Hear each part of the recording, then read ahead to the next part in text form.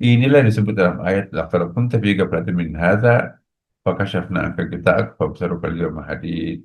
Sesungguhnya kalian itu berada dalam keadaan lalai, tidak ngeh, maka kami singkapkan daripadamu tutup yang menutupi matamu, maka penglihatanmu pada hari itu amat jauh. Maka itu kontemplasi inilah Bapak Ibu yang menyebabkan kita bisa sadar. Selama kita masih menyaksikan pohon itu hanya pohon, tapi tidak bisa membayangkan sesuatu di balik pohon. Batu itu batu, tidak bisa membayangkan ada sesuatu di balik batu. Maka kita masih orang awam. Belum mukasyafah.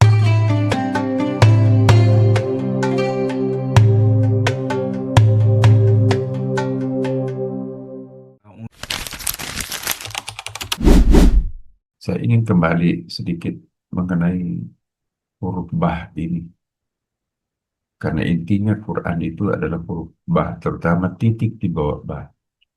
I'lam anna jami'a asrar al-kutub as-samawiyah fil Quran wa jami'a ma fil Quran fil Fatihah wa jami'a ma fil Fatihah fil basmalah wa jami'a ma fil basmalah fi ba'il basmalah wa jami'a ma baina ba'il basmalah fil nuqtah allati tahtal ba'. Ketahuilah, sesungguhnya rahasia di balik kitab-kitab suci Samawi, Taurat, Injil, dan Zabur ialah Al-Quran. Jadi Taurat, Injil, Zabur itu intinya Quran. Keseluruhan isi Al-Quran itu tersimpul di dalam surah Al-Fatihah, 7 ayat itu. Keseluruhan isi surah Al-Fatihah itu tersimpul di dalam basmalah yang kita bahas sekarang. Bismillahirrahmanirrahim. Itulah intinya Al-Quran. Dan inti basmalah itu terletak pada huruf bah. Ya, inilah Bapak, huruf bah ini.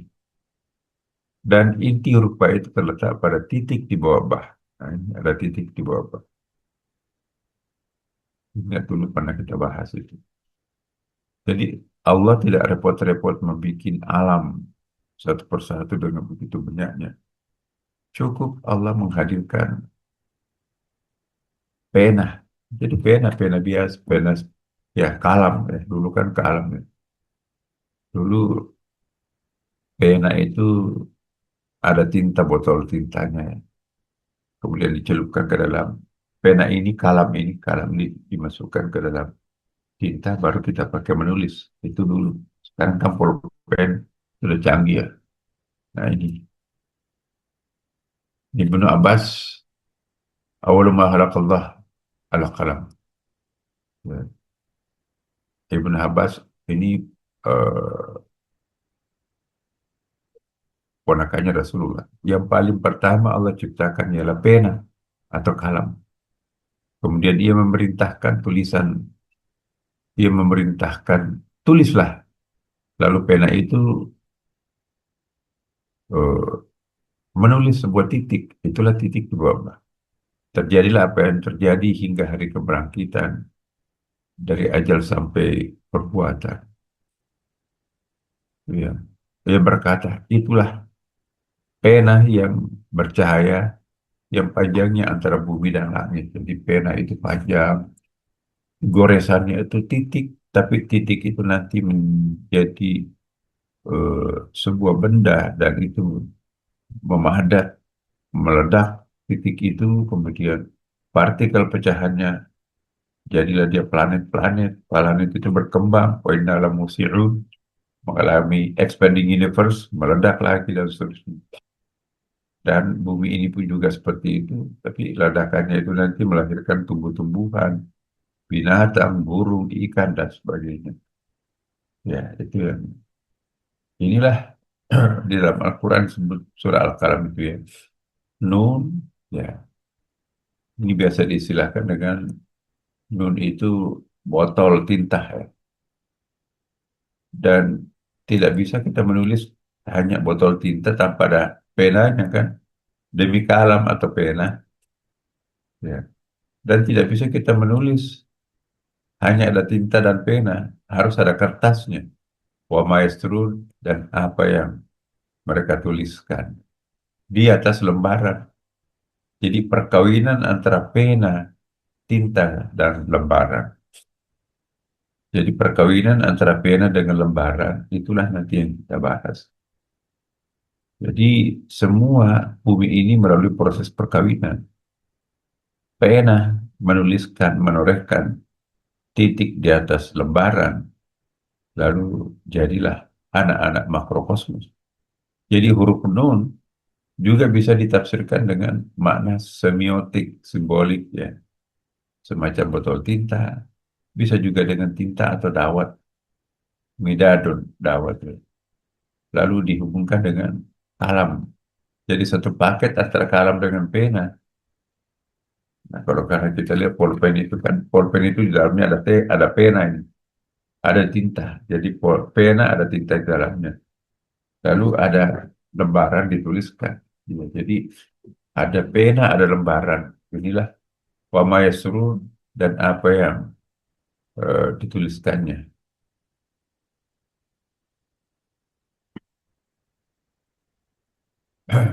Dari lembaran sebagai lembaran ya, suci. Jadi lembaran suci tempatnya titik itu mendarat ya.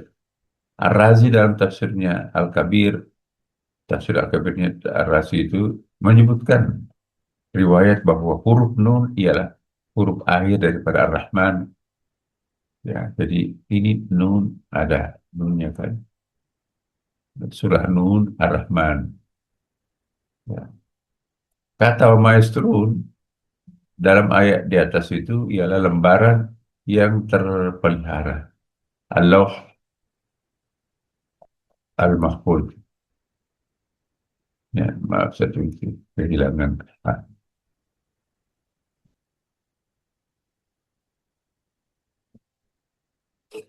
ada Allah Al-Mahfuz. Allah artinya eh, papan batu. Mungkin ibu-ibu dulu waktu kita sekolah, saya masih dapat itu kelas 1 sampai kelas 2 pakai papan batu ya. Ada papan batu, kemudian pensil, penanya juga dari batu. Jadi kalau kita misalnya 2 tambah 2 sama dengan 4, ditulis di atas papan batu. Habis itu dihapus lagi, ya, pakai daun, pakai bunga. Jadi setiap hari kita pakai pakai botol, ambil bunga atau ambil daun. Dan setiap habis pelajaran, tulisan indah misalnya. Dulu kan waktu kita kecil-kecil itu tulisan indah. Ternyata rahasianya itu karena guru sedikit. Seperti bapak saya. Bapak saya itu guru sekolah. Di zaman gerilya dulu, DITI melawan tentara. Bapak saya itu gurunya dulu, guru bantunya itu pada kabur semua. Karena tempat saya lahir itu pertemuan antara DITI dengan tentara di Desa Ujung, Kabupaten Bone, Sulawesi Selatan. Jadi hari ini apa, DITI datang, besok tentara lagi datang. Nah, jadi tegang sekali, tembak-tembakan. Nah, guru-guru itu pada kabur semua, kecuali bapak saya. Jadi bapak saya mengajar, ada 4 sekolah dulu di desa itu dijadikan satu, karena para guru-gurunya nggak ada semuanya. Mengajar lebih 100 murid, ya, termasuk saya waktu itu. Jadi saya ingat bapak saya kalau mengajar di kelas 1, eh, tulis misalnya, rajin, pangkal pandai 8 kali pakai bolbas tuh. Jadi dulu tuh tulisan kita bagus-bagus karena ada tulisan indah kan. Barangkali ibu-ibu, bapak-bapak masih ada yang dapat ini papan batu.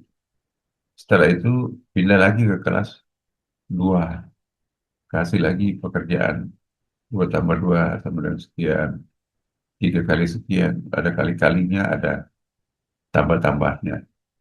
Habis itu pindah lagi ke kelas 3, mengajarkan bahasa Indonesia. Pindah lagi ke kelas 4, mengajarkan sejarah, kasih PR lagi. Pas sampai kelas 6 belajar eh, Apa dulu bukan matematik istilahnya itu, ilmu berhitung. Selesai, balik lagi ke kelas satu, belajar matematik, ilmu berhitung tuh. Begitu seterusnya sampai bertahun-tahun itu siasatnya mengajar sampai 6 kelas. Ada tulisan indah.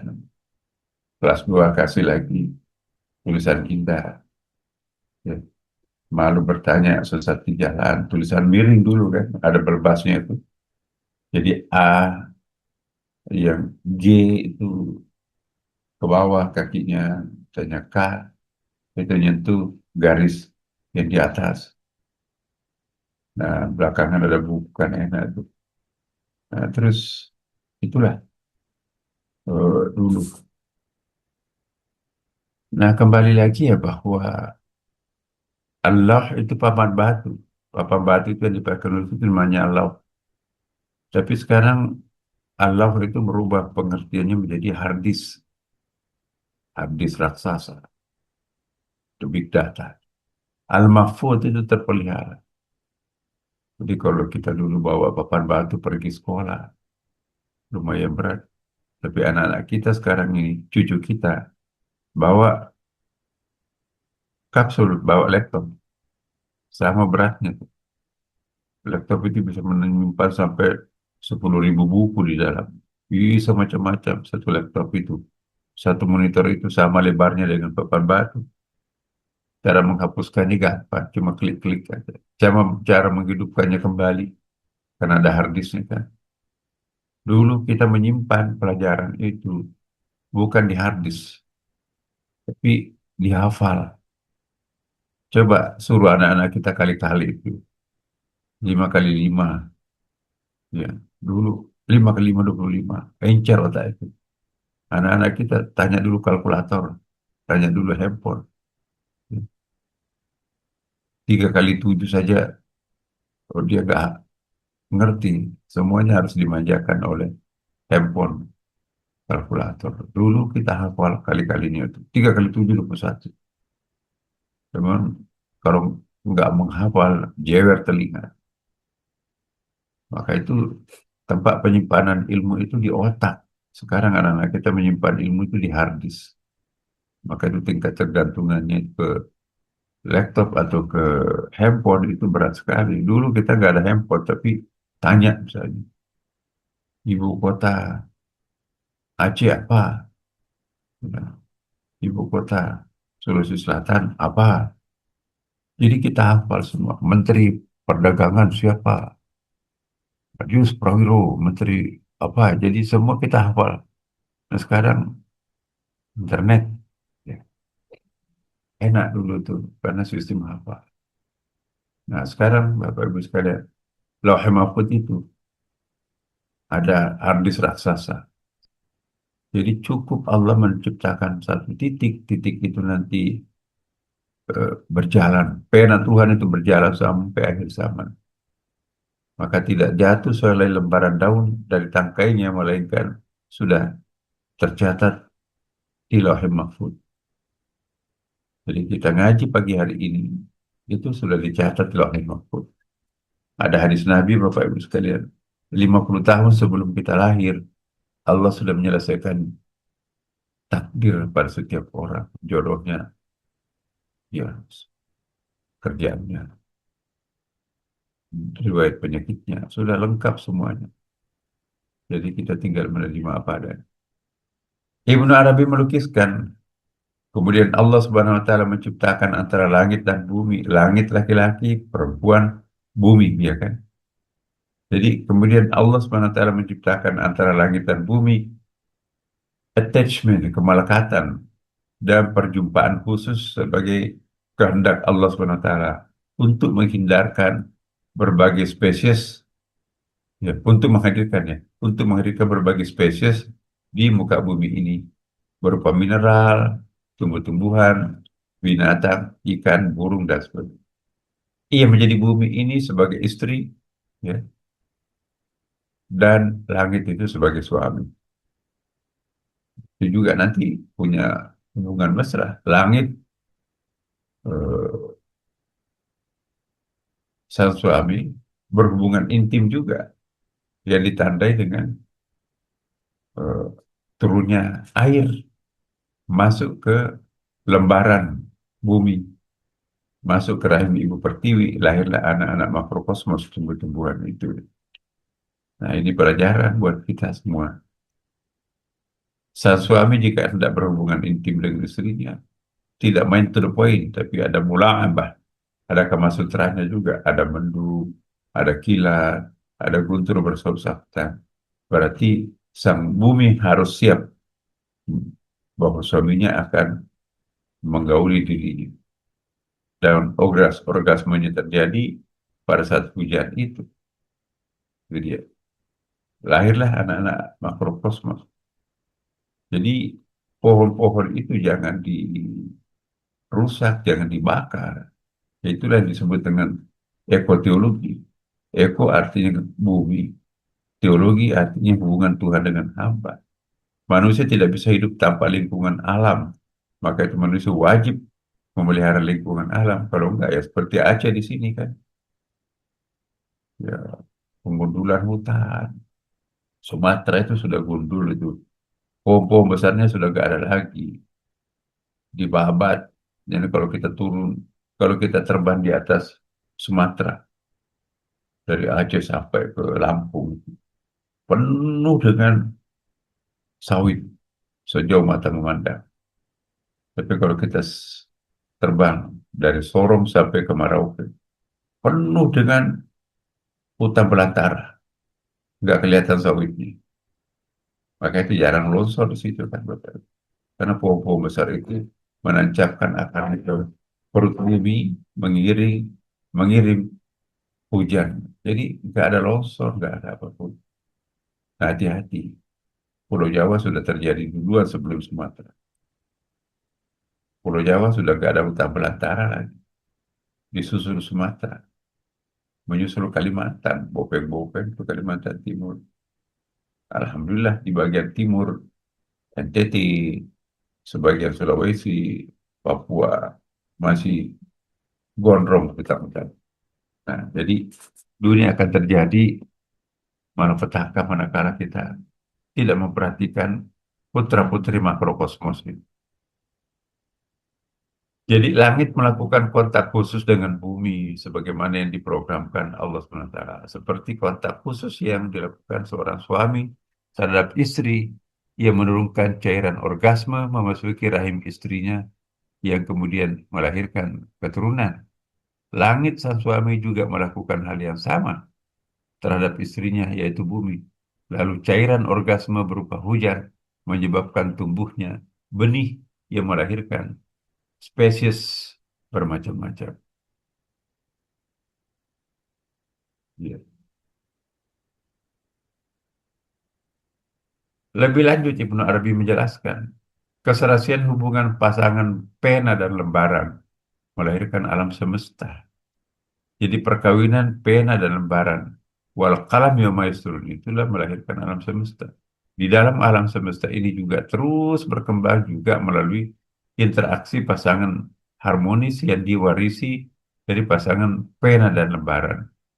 Jantan kambing dengan betina betina di kambing berhubungan, lahirlah kambing-kambing baru, sapi-sapi baru, manusia-manusia baru yang menirukan induk makrokosmosnya itu. Ya. Ini yang disebut dalam ayat wa min kulli syai'in khalaqna zawjaini la'allakum tadhakkarun. Dan segala sesuatu kami ciptakan berpasang-pasangan supaya kalian mengingat akan kebesaran Allah Subhanahu wa taala.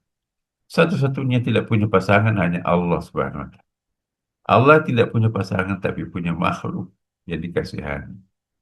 Jadi pada akhirnya ada Tuhan yang disembah, ada juga hamba yang menyembah, ya kan?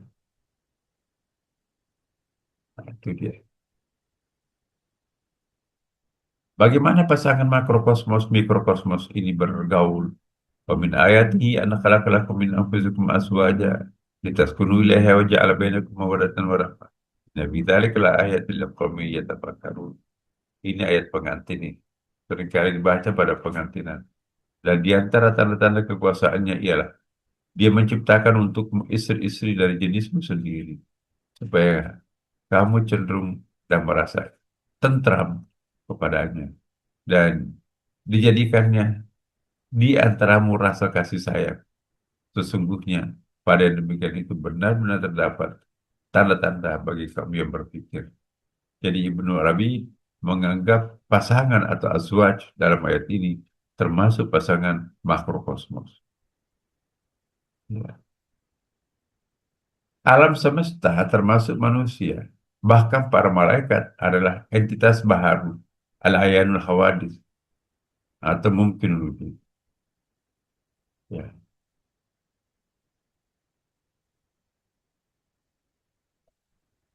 Asal-usulnya keduanya terlacak dengan jelas. Semuanya dari Allah SWT. Keduanya bisa dibedakan tetapi tidak bisa dipisahkan. Nah, itu dia. Yang pertama disebut Al-Haq, Tuhan. Dan yang kedua disebut Al-Khalq, Manifestation. Atau bisa disebut dengan Tajalli, God Projection. Jadi kalau dalam tasawuf Bapak Ibu, relasi antara Tuhan dan hamba disebut Al-Khaliq wal Makhluk. Allah disebut Al-Khaliq, sang pencipta. Alam semesta disebut makhluk karena ciptaan. Tapi dalam literatur tasawuf tidak populer Al-Khaliq wal Makhluk, tapi Al-Haq wal Khalq. Al-Haq itu adalah the real one, yang maha benar sendiri mutlak. Sedangkan langit, bulan, bintang, pohon, manusia itu kamuflatif, alam maya, ya, antara ada dan tiada. Ya, misalnya laptop dari tanah, tanah dari atom, atom dari air, air dari apa, eh, anak semanda mengatakan sebagai lebih kecil dari air itu adalah uap. Uap lebih kecil lagi adalah eh, energi. Akhirnya energi tak berbentuk, tak tercium baunya apa. Energi itu tanpa bentuk. Nah, siapa itu sumber energi utama? Allah Subhanahu Wa Taala. Jadi alam semesta ini sebetulnya nggak ada. Ujung-ujungnya adalah energi. Energi itu siapa? Kembali kepada Allah juga. Jadi relasi antara alam dan Tuhan dalam agama, dalam tasawuf itu Allah disebut sebagai Al-Haq, yang maha ada sesungguhnya. Sedangkan alam semesta disebut dengan Al-Khalq, bayangan Tuhan, tajallinya Tuhan. Ya. Inilah yang kami sebut dalam teologi lebih mudah dipahami hubungan antara Allah dan hamba karena yang pertama disebutkan Al-Khaliq, ya, dan yang kedua disebutkan makhluk. Khalik itu Allah, makhluk itu alam. Relasi antara keduanya lebih mudah difahami juga sebagai relasi Tuhan dan hamba. Ya. Tapi dalam pandangan teosofi, keberadaan atau existence mempunyai dua bagian, yaitu substansi, the substance atau jauhar, dan perwujudan, accident atau arat, atau biasa disebut dengan tajalli, manifestation. Ya. Tidak mungkin ada accident tanpa ada substansi. Ya, accident itu bukan kecelakaan, tapi efek mungkin ya, lebih tepat. Yang betul-betul ada itu sesungguhnya adalah sang keberadaan. Yang ada tongkat. Bayangan tongkat itu nggak ada, itu hanya bayangan doang. Sedangkan perwujudan accident art itulah terjadi hanya efek atau akibat sang keberadaan. Ya. Inilah yang disebut dalam ayat laqad kunta fi ghaflatin min hadza fakashafna anka ghita'ak fabsaruka al-yawma hadid. Sesungguhnya kalian itu berada dalam keadaan lalai, tidak ngeh. Maka kami singkapkan daripadamu tutup yang menutupi matamu, maka penglihatanmu pada hari itu amat jauh. Maka itu kontemplasi inilah Bapak Ibu yang menyebabkan kita bisa sadar. Selama kita masih menyaksikan pohon itu hanya pohon, tapi tidak bisa membayangkan sesuatu di balik pohon. Batu itu batu, tidak bisa membayangkan ada sesuatu di balik batu. Maka kita masih orang awam. Belum mukasyafah. Tapi kalau kita sudah melihat pohon itu Tuhan, langit itu Tuhan, dia tampil dalam bentuk matahari, bulan, bintang, planet. Sesungguhnya aku tidak melihat bulan, matahari. Yang aku lihat hanya wajahnya dia aja. Saya tidak melihat menara, saya tidak melihat kubah, saya tidak melihat mimbar mihrab. Yang aku lihat hanya satu, Istiqlal. Jadi kita terlalu mikro berpikir sampai lupa makro. Nah, itu sesekali kita harus go in, jangan hanya go out. The deep you'll go in yourself, the closer you are to the God. Makin dalam Anda pergi relung-relung tubuhnya, pikirannya, maka semakin dekat Anda dengan Tuhan. Jadi jangan Tuhan dicari di langit kesekian di atas. Nothing there. You have to looking for yourself. Ya, jadi eh, ada makalan Nabi ya kan. Ya, man arafa nafsahu faqad arafa rabbahu. Who know himself, uh, they will be understand the really God. Siapa yang tahu dirinya, maka dia akan pasti tahu siapa Tuhan. Ya. Inilah ayat-ayat yang memberikan dukungan Bapak Ibu sekalian. Nanti kita akan bahas pada berikutnya. Terima kasih. Assalamualaikum warahmatullahi wabarakatuh.